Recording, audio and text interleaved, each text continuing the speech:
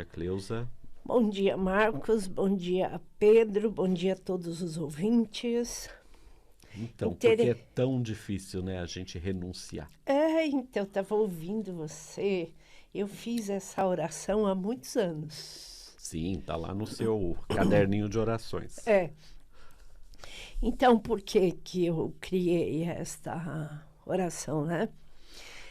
Porque, assim, ó, há 30 anos eu atendo pessoas e estou direto ligada ao comportamento, né? Ao comportamento do ser humano. Então, você vê que como é difícil as pessoas renunciar às dores, né? Abrir mão de um sofrimento. Que aquilo então tá tão preso nela que ela... Até eu trouxe uma frase aqui que é da criança interior. Então, assim, temos que aprender a realizar amor, autorresponsabilidade e manifestar Deus. Então, essa é a única exigência que Deus fez de nós. Que nós pudéssemos manifestar Ele, expressar Ele. Mas para eu manifestar Deus e expressar Deus, se eu não tiver responsabilidade, o amor, como que eu vou fazer, né? Fica difícil manifestar se você não tiver os sentimentos mais elevados que a gente carrega. E aí né? você falando de todos esses sentimentos aí, que infelizmente a gente carrega a maioria. Então, para a gente manifestar Deus, a gente tem que dissolver os nós que estão em nosso inconsciente. Quer dizer, a criança interior. Porque o inconsciente é a criança interior. Que é como a gente age como ser inconsciente mesmo, né? Irracional. E o pior que isso é 95%, olha só. É como você ir para uma guerra com 5 soldados, enfrentar 95. Olha como é difícil. Não, aí é difícil, não? Então, nós temos que compreender, né? E principalmente entender as leis da vida. Porque se você não compreender as leis que regem a vida, você vai entrando toda hora na inflação, né? Então, você vai inflacionando essas leis aí na sua vida. Vai indo contra, né? Essas Sim. leis, né? Então, por isso que o nosso trabalho, ele é focado nessa autodescoberta. Porque a partir do momento que a pessoa se permite ela se conhecer, então muitas coisas vai dissolvendo, esses nós vão dissolvendo. Porque aí ela vai compreendendo por que eu fui abusada lá na minha infância. E o abuso, muitas vezes quando você fala de abuso, a pessoa já remete a abuso sexual, né? Sexual. Não, mas você tem várias formas de abusar de uma pessoa. Pode ser de violência. Sim, humilhação, né? Falando palavras que denigrem a pessoa. A desvalorização é um abuso. Você desvalorizar uma criança, né? E às vezes, assim, os pais obrigam aquela criança já a assumir responsabilidade e trabalho que ela não tem ainda consciência para aquilo, né? Ela não está preparada ainda para assumir aquela responsabilidade, né? Então, assim, o que eu atendo, assim, até essa última semana, atendi muita gente com problema com mãe. Então, assim, quando na constelação, quando eu faço a pessoa olhar para a mãe dela, a mãe e o pai, porque essa tríade sagrada é o que nós temos que compreender nessa vida. Porque sem você ter uma gratidão pela mãe e pelo pai, a sua vida aqui na Terra ela é escassa. Então, você vai tropeçando aí nas dificuldades, na escassez, não consegue dar um passo adiante. Então, a maioria das pessoas, assim, elas não sentem o afeto da mãe. Por que será, né? Ou não reconhece, né? Talvez. É porque, assim, o que eu vejo? que os pais, principalmente os mais velhos, eles foram educados de uma forma. Não foi nem educado, foi criado, né? Porque educar é uma coisa, criar é outra. Então foram criados a maneira que era ali naquela época, né? De uma forma mais bruta, né? Mais... Bruta, sem afeto, as pessoas secas, né? Não demonstrava um carinho, não demonstrava nada. Por mais que você se esforçasse, não tinha um elogio, não tinha um reconhecimento. Então, assim, como que a gente vai culpar essas criaturas? A gente não pode culpar, porque foi o que eles receberam também. Começa uma investigação. Como foi a vida do seu pai e da sua mãe lá na infância deles? E a época era outra, né? Sim. Não se preocupava com essa parte de sentimento ou com a parte psicológica da criança, né? Não, era só ali. Eles achavam que quanto mais duro o tratamento, melhor seria o resultado, vamos dizer É uma assim. forma que eles tinham de educar. Então, assim, a gente não pode condenar os pais, mas sim ter muita gratidão, porque foi através deles que nós chegamos aqui. E eles assumiram uma história. E nós assumimos a responsabilidade por aquela escolha, porque fomos nós que escolhemos os pais. Então já sabíamos tudo o que ia acontecer.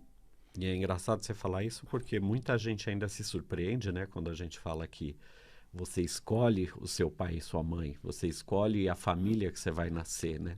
Que é muito comum um adolescente falar, eu não pedi para nascer. Aí a gente fala, pediu sim. E ainda teve que esperar numa fila. Então, a gente tem que ter essa consciência. Então, quando a gente faz o mapa de uma pessoa, está tudo desenhado ali. Então, a nossa vida foi desenhada. Só que poucos acreditam, poucos aceitam. Mas aqueles que aceitam, eles fazem grandes mudanças na vida dele. Porque aquele mapa, na verdade, foi a pessoa que escolheu. Aquele espírito, ele vai encarnar naquela Sim. família, né? Naqueles núcleo familiar, naquele momento que ele escolheu. Que eles falam, você vai querer essa missão? É isso mesmo que você quer? Aí você, enquanto está lá, espírito já esclarecido, você fala, não, pode deixar que eu dou conta. Eu quero passar por isso tudo, vou nascer nessa família, vou enfrentar essas dificuldades. Só que a gente vem com aquela lei do esquecimento. Sim, e tem muitos que imploram, até ajoelha diante lá do Conselho Kármico, implorando para reencarnar, para consertar todos os erros que fez. Só que chega aqui, esquece tudo e acaba fazendo até pior, né? E tem aqueles que também não queria reencarnar, que isso tem muito, a reencarnação compulsória, mas ele estava ciente. Foi mostrado a ele, não foi enganado. Falou, você vai ter que passar por isso. Você foi mostrado tudo, e ali ele assinou mesmo que contra a vontade, mas ele veio para essa experiência, né? Então ele não pode, a gente não pode reclamar. Então você já sabia que ia passar por tudo aquilo. E o mapa ele esclarece porque o que são os débitos kármicos. Então os débitos kármicos são ações interrompidas, negócios que foram interrompidos. Então, se eu interrompi aquela lei, se eu não cumpri com as diretrizes daquela lei, eu estou fichado lá, né? Vamos dizer assim. Você está em débito, né? Eu estou em débito, então eu tenho que prosseguir naquele desenvolvimento que eu não fiz. E o pior que quando você não desenvolve aquilo que é pedido para você, o que acontece? Os herdeiros vão assumir aquilo. Aquela dívida, né? E aí a vida vai ser naquele imbróglio. Por isso que hoje a gente trabalha com as constelações, né? Para ajudar a desatar esse nó Sim. familiar, né? E quando fala com os ancestrais lá para liberar os descendentes daquela culpa, daquela promessa, porque o que tem de promessa que não foi cumprida, você nem imagina, viu? Na nossa vida mesmo a gente faz tantas, né? Sim, e ali depois os ancestrais ficam cobrando de nós. Então, acha que nós temos que cumprir aquilo que eles não fizeram. Por isso, as dificuldades que a gente enfrenta na vida, né? As dívidas que eles não pagaram, aí fica, ou que não receberam. Então, fica em cima dos descendentes para honrar aquilo. E essa é a parte difícil, né? Você Sim. vai ter que honrar uma dívida que não foi nem você que fez. A história não foi sua, a história foi deles, né? Eles que assumiram aquela responsabilidade. Por isso que uma das maneiras da gente manifestar Deus é assumir na totalidade a autorresponsabilidade. Então, eu sou responsável pela minha existência, eu sou responsável pela minha história. Então, tudo que eu fizer contrário às leis da vida, é eu que vou ter que assumir. Não posso transferir isso para o meu filho, para o meu neto.